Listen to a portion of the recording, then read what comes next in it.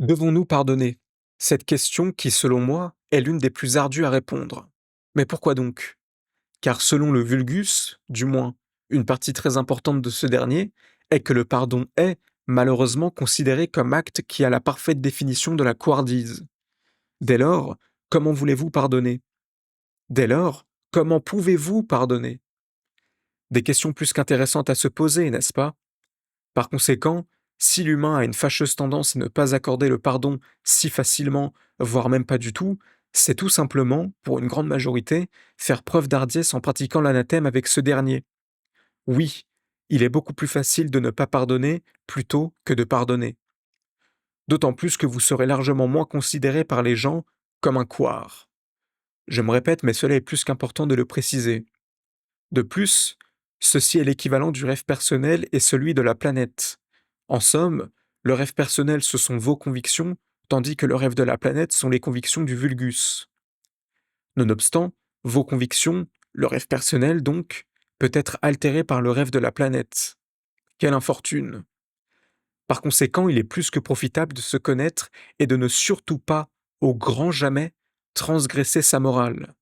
À bon entendeur. Dès lors, je vous le demande, comment pouvons-nous pardonner?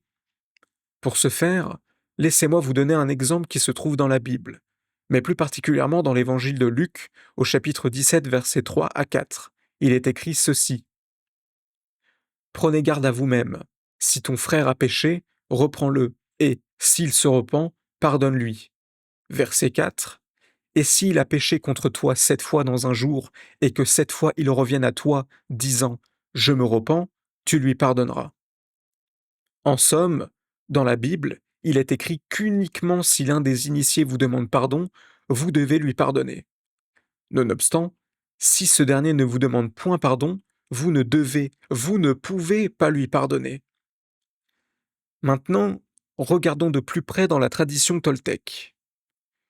Dans cette dernière, par rapport au pardon, il est dit ceci. Lorsque vous pardonnez à quelqu'un, ce n'est pas à lui directement que vous pardonnez, mais d'abord à vous-même.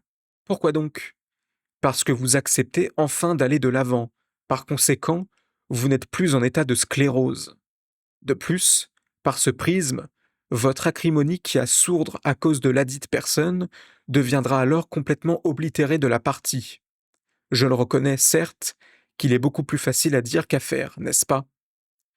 En somme, lorsque vous pardonnez, c'est à vous-même, car votre poison émotionnel sera, je l'ai déjà dit, mais la répétition est plus que nécessaire, annihilé de la partie.